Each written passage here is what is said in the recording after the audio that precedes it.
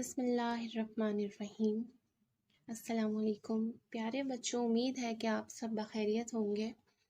आज हम सबक नंबर 4 की रीडिंग करेंगे और आपको मालूम है कि पिछले 3 असबाक हम पहले पढ़ चुके हैं। शुरू करते हैं रीडिंग। हमें ज़िंदगी गुजारने के लिए बहुत सी चीज़ों और सहूलतों की ज़रूरत पड़ती है। ये चीज़ें और सहूलियात बहुत से अफराद की मरहून मिन्नत होती हैं। अगर अफराद काम न करें तो हम ज़रूरत की इन चीज़ों से महरूम रह जाएं।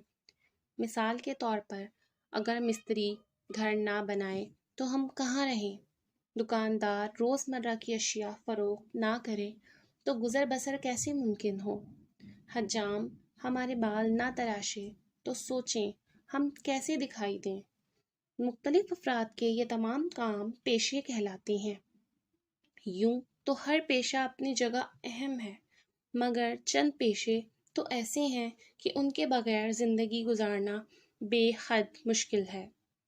हमारे कपड़े, स्कूल की वर्दी, ईदैन और दीगर तकरीबात में पहनने के लिए लिबास दर्जी या दर्जन सीते हैं। हमारा लिबास हमें मौसमों की सख्ती से बचाता है और इसके लिए हम दर्जी के शुक्रगुजार हैं। अब हम देखते हैं कि इसमें क्या बताया जा रहा है और इसको समझते हैं।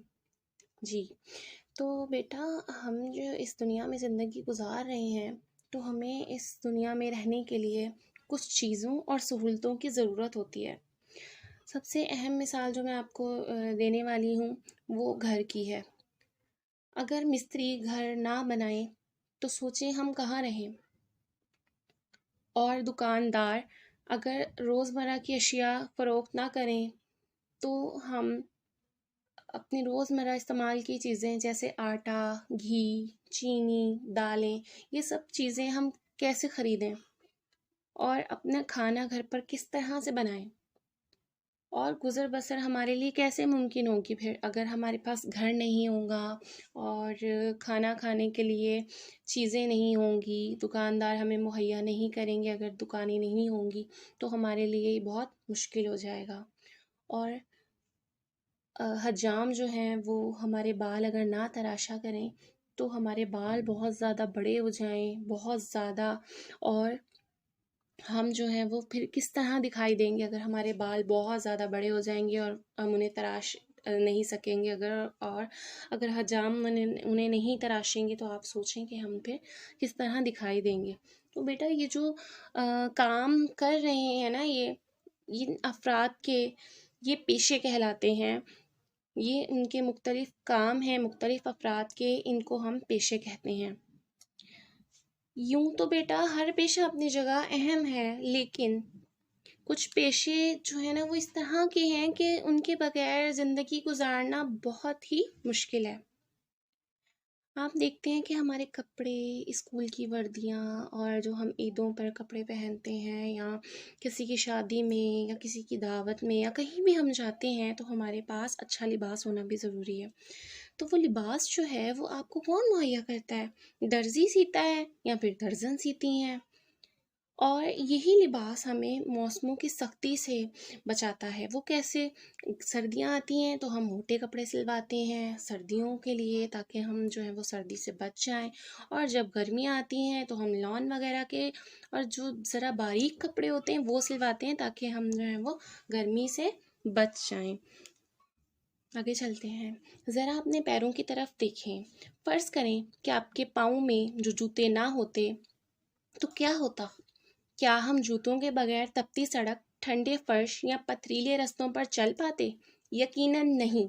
तो हमें शुक्रिया अदा करना चाहिए मोची का, जो हमारे लिए जूते बनाता है और टूटे हुए जूतों की मुरम्मत भी करता है। किसान हमारे लिए फसलें और अनाज उगाता है। ज़रा सोचें, किसान ना होता तो हमारी खुराक की ज़रूरत कैसे पूरी होती? अब इसमें किसका जिक्र किया जा रहा है? एक तो मोची का जिक्र किया जा रहा है, उसके बाद आपको किसान के बारे में बताया जा रहा है कि अगर मोची जो है वो हमारे टूटे हुए जूते मुरम्मत ना करता और हमारे पास जो है वो जूते ना होते, जूते हम खरीदते, अगर वो टूट जाते तो वो मोची के पास जाते ना मुरम्मत करवाने हम। तो अगर मोची उन्हें मुरम्मत ना करता तो हम जो है वो तपती सड़क पर ठंडे फर्श पर चल फिर पाते? अगर हम बाहर जाएं, वहाँ कहीं पथरीला इलाका होता है, पत्थर होते हैं, वहाँ पर पत्थरों वाला फर्श होता है, तो बेटा जूते हैं ना जो हमें महफूज रखते हैं, उसके ऊपर पाँव रखते हैं, हम चलते हैं, ठीक है। अगर मोची जो है वो हमारे जूते मुरम्मत ना करते तो फिर क्या होता? अगर जूते ना होते तो हम किस तरह चल पाते?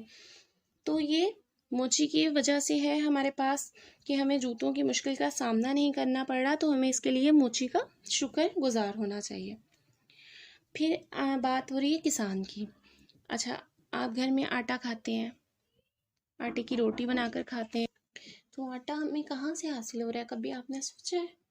वो आटा हमें गंदम से हासिल हो रहा है। किसान जो है वो फसलें उगाता है, गंदम उगाता है, दिन रात फसल की जो है वो देखभाल करता है, उसके बाद फसल तैयार होती है, फिर जो है वो चक्की में जाकर आटा जो है वो पिसता है और फिर हम लोगों तक पहुंचता है।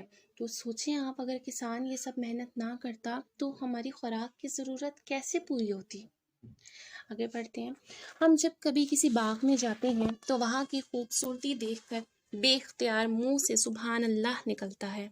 कभी सोचा है कि बागों में ये सरसब्ज घास और रंग रंग के फूल कौन उगाता है? पौधों की देखभाल करता, बर वक्त गोडी करके उन्हें खाद और पानी कौन देता है? ये माली है जो बागों की ये माली है जो बागों की इस खूबसूरती और तरोताज़गी को कायम रखने के लिए सूरज की तपिश में भी अपना काम जारी रखता है। तो माली का पेशा कितना अहम है, आज जान लिया हमने। मज़ेदार दूध, मलाई, दही, मक्खन, पनीर और देसी घी वगैरह, इन सब के पीछे किसका हाथ है?